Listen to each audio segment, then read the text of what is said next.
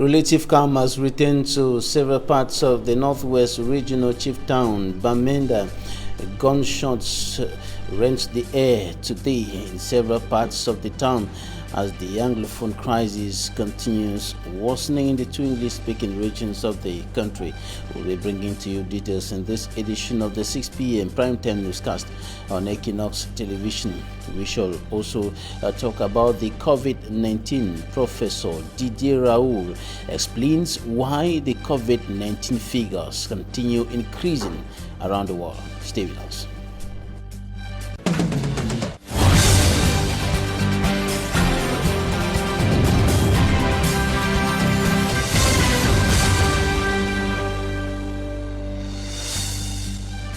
Thanks, dear viewers, for joining us on this edition of the newscast on Equinox Television.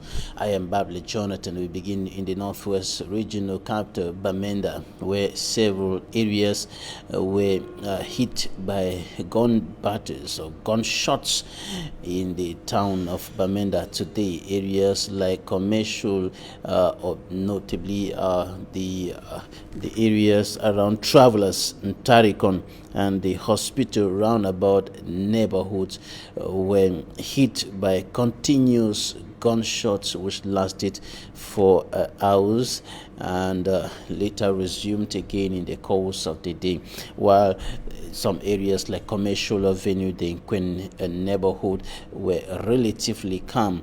Gunshots were heard in different parts of Travelers, hospital roundabout, and other neighborhoods. And this is, of course, within the context of the 4-year-long armed conflict in the northwest and southwest regions of the Republic of Cameroon.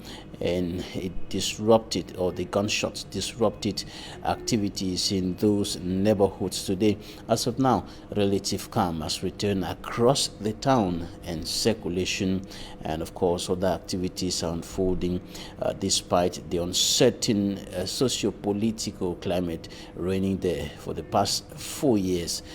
Things will be bringing to you greater details in this edition of the 6 p.m. newscast, as our correspondents will be joining us from Bamenda with greater details on what happened today in the town of Bamenda. On to something else. Gendarmerie authorities are stepping up the fight against cyber crime. Some of the suspected criminals operating on the internet, operating online, and now in the dragnet of the National Gendarmerie, they were arrested here in Cameroon's economic capital, Douala. Manjika Gabriel has more. Equinox television crew, alongside the elements of the Gendarmerie Legion office, en route to Lokpom, precisely at Carrefour Basson. It is the beginning of a long day as security forces search a house where 3 gentlemen with suspected dealings have been hiding. At the residence, the security forces searched through everything in the room. Unfortunately, just a safe was discovered. Back at the Legion office in Bonanjo, 3 persons were later presented after their arrest on Monday for holding huge sum of money whose origin is not yet clear, according to the gendarme officer on the case. Par une source de renseignement, nous avons été informés de ce que An informant told us some 3 persons were at Hotel Dinde to buy a calf. They came from Menganga with a huge sum of money on them. To buy cars. No car, just one. But the money which I had on me, it's there, 870,000 francs. Yes, that was money which I got from my own dealings online. I used part of the money to buy the safe. Another accepted being an Illuminati member. I'm here because I do Illuminati for a living, like I do cyber criminality. I use pictures, I use my intelligence for the reason why I go to school. There's no job, so I have to do it for about 1 year ago now. Yeah, that's the money that we have. That's all. I use the money to buy my land in Kaile. I'm from Boya. while the third also agreed involving in scamming business to earn a living. I came here because I've been caught of cyber criminality. I don't sell marijuana, you know.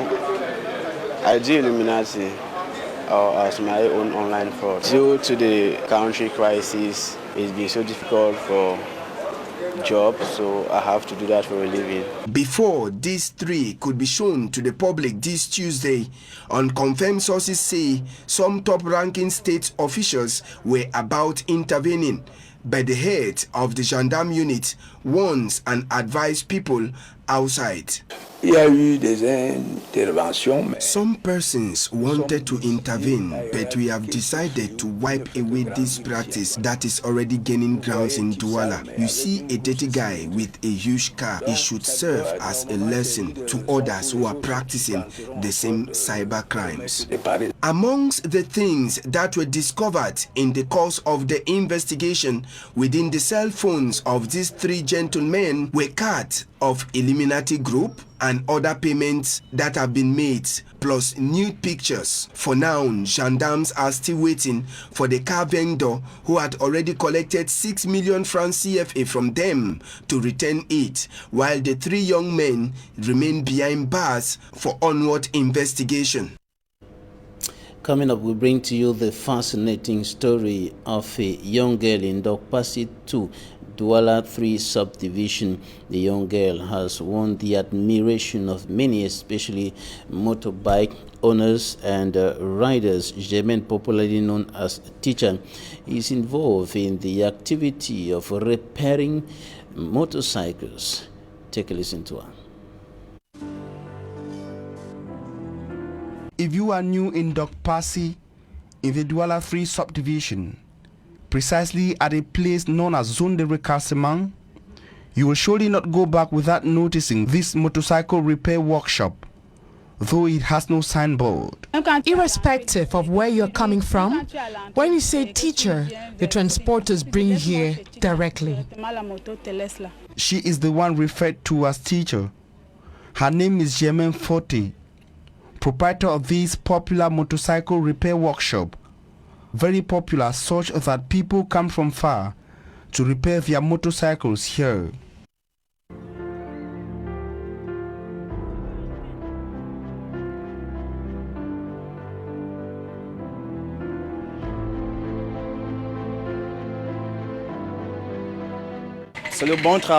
Quality service is what brings me here. I leave Ndokoti with a tire puncture just to repair here. Where she repairs my tires, I can go for 6 months without a problem.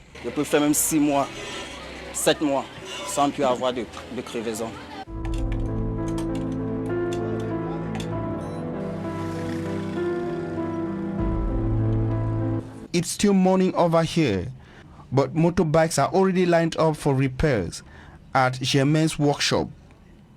Jemen enjoys an authority thanks to her skills and quality services.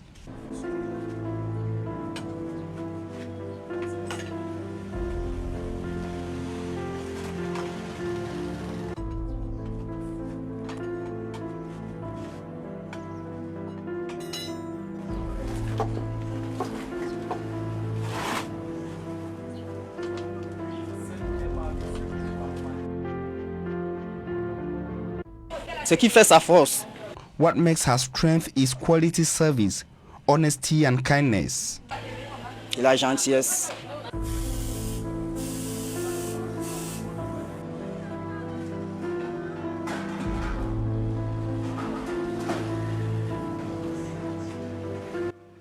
Even with her success story today, Jemen has not forgotten the difficult start. Her days of humble beginnings in a sector dominated by men. She learned by assisting her partner back then.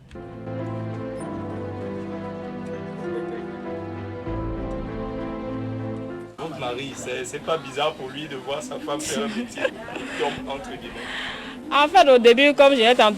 He never wanted me to do this because he did not believe I could do it well. When I finally started fully, he understood that I was determined.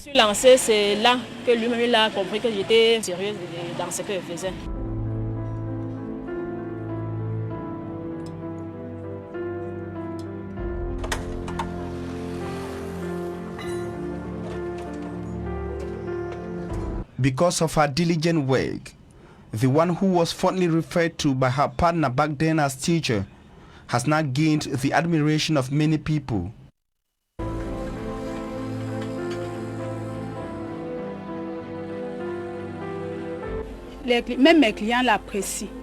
Even my customers admire and appreciate her works. They sometimes choose to sit outside and watch her work. A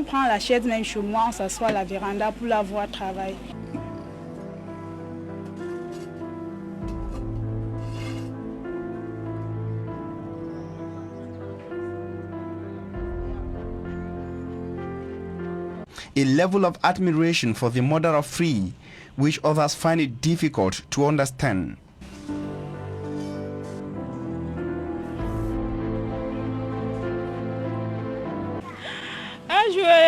My daughter asked me to stop this activity. I asked her why. She said it was a dirty activity. I asked if the money she receives every morning is dirty. A strong passion that keeps teacher going, even as an example to the fact that women can do hard jobs.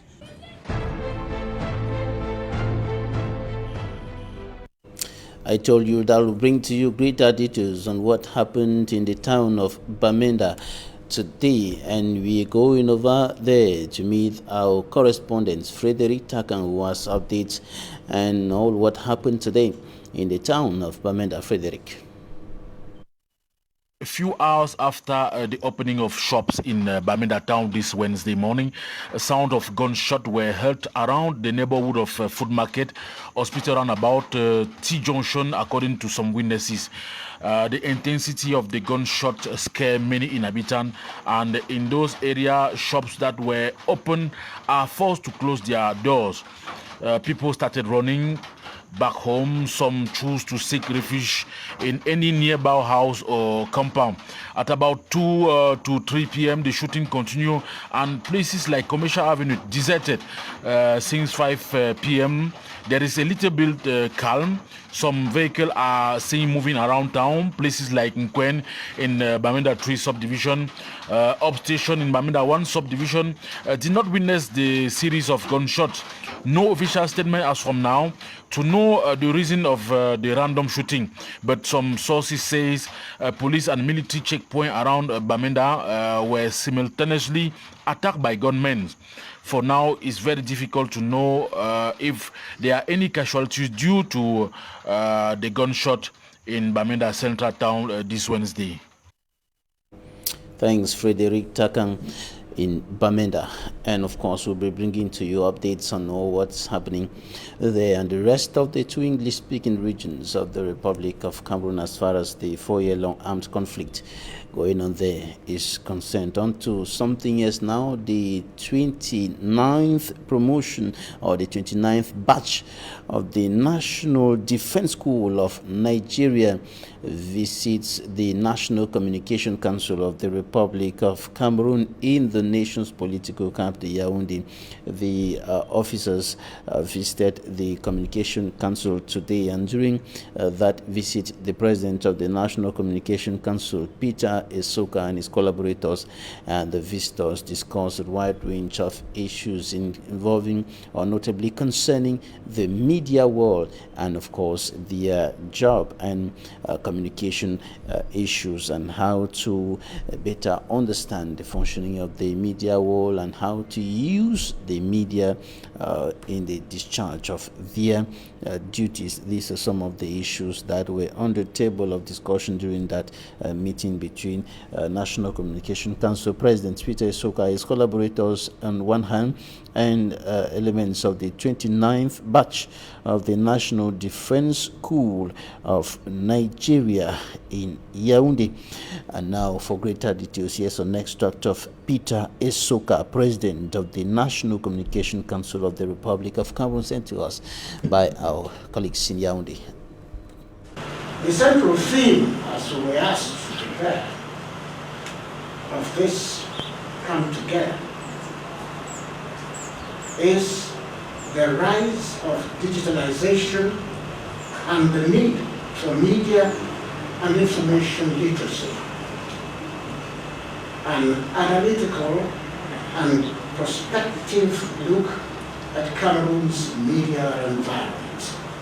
The digital transformation in the media context is an opportunity for the emergence of a new Cameroonian knowledge-based society, who's using the plethora of data it offers us, sometimes without any moral or ethical filter, not pose a threat to the guarantee of the integrity of information, the protection of the dignity of persons, the protection of children, and the respect of essential human rights.